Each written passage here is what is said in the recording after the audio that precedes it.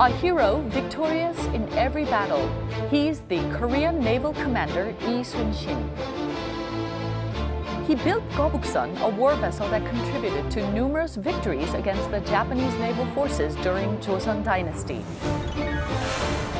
Last December, Lee Sun-shin's life was reincarnated into a comic book series titled Lee Sun-shin, Warrior and Defender by the producer and writer Onrie Kompan. This series will be divided into 12 volumes depicting 7 battles, including the Battle of Okpo and Noryang, led by Lee Sun-shin. Meet Onrie Kompan, who is visiting Korea with his newly published second volume of the series.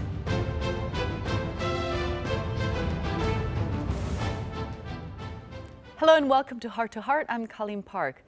Naval Commander Lee Sun-shin is one of the greatest national heroes in Korean history, and April 28th was his 465th birthday, of all things, and our guest today actually celebrated this Naval Commander Lee Sun-shin's birthday. He is the producer and writer of the comic series Lee Sun-shin. Please welcome Onrie Kompan. Hi. Hi. Nice to have you with us. Thank you for having me. A Westerner celebrating the birthday of one of Korea's heroes. Absolutely. When did you start this? Well, last year I was approached by KBS around Lee Sun-shin's birthday, and they wanted to do an interview with me because we were coming close to finishing the first book. So they came over to my apartment. They brought like a birthday cake, and I called up some friends, and we all got together, and we celebrated his birthday. Well, just curious, what did you actually do? Just sing happy birthday Yeah, song?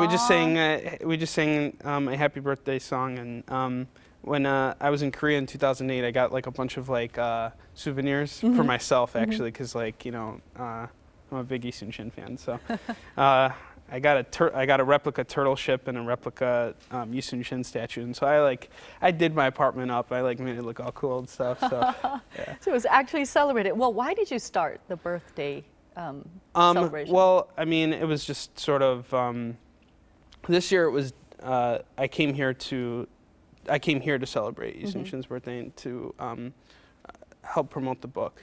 So that was sort of the idea. Okay. Well, I mean, fans usually do celebrate the birthdays and important dates. Of course, yeah. That's why they are fans of. Yeah, absolutely, and that's why I came here was to attend the festival, but unfortunately it was canceled due to a livestock disease. So I actually found out just as my plane landed in Korea, and so I just basically been hanging out and celebrating by myself. That's right. Well, recently your comic book, here I have a couple. It's the first and the second. You just put the second series, this one out, yes. Right?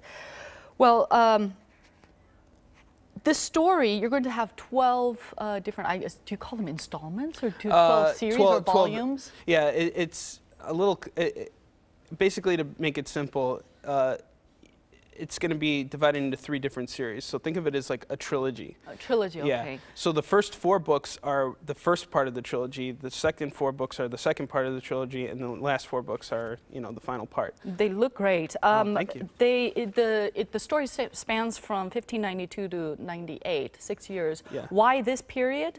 Well, this is the period that Lee Sun-shin fought against the Japanese, and it was a 7-year war where Japan tried to conquer Korea and make their way into China. Right. And Japan's leader was Hideyoshi Toyotomi. He's a very significant historical figure in Japan. He was a very ambitious man, and he had a desire to actually conquer the entire world. Well, like any other, exactly, you know, conqueror. Yeah, exactly. And he was a very ambitious man. He actually was.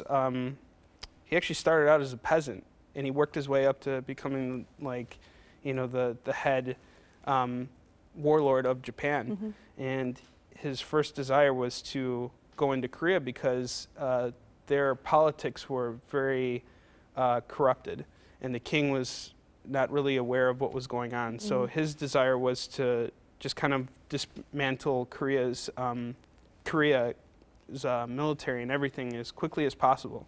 And he came very close. Within like 2 weeks, his men landed in Busan and marched all the way to Seoul. And the king was forced to leave his castle. And the people were so upset by the king's abandonment that they actually burned down the castle. And today, Gyeongbokgo Palace,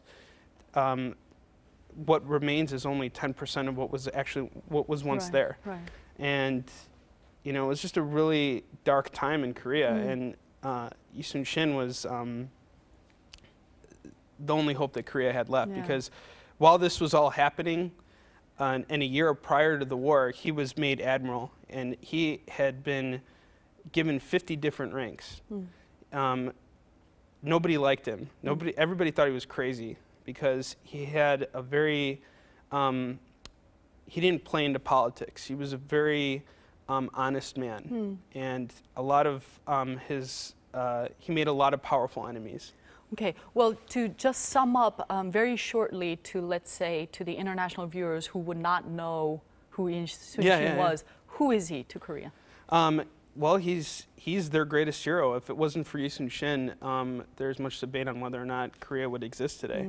A naval commander, he commanded the ships? Yeah, he commanded one of the smallest navies and one of the most powerful navies in history. Like, they were never defeated once.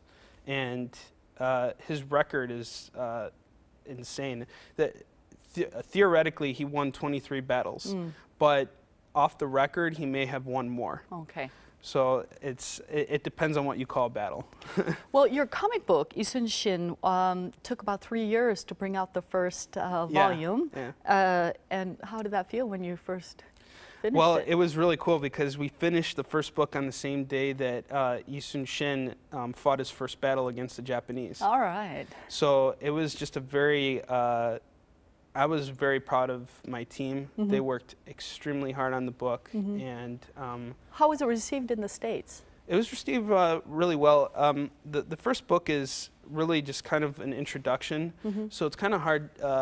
What I've noticed is that our audience wants to see more. So we recently received funding to get books 3 and 4 done, and that's what I'll be working on as soon as I get back to the States. Great. Well, let's go back. Curious. Yeah. How does an American discover Lee Soon-shin and to write a comic book in English about a Korean hero? Yeah, I'd be more than happy to tell you. Well,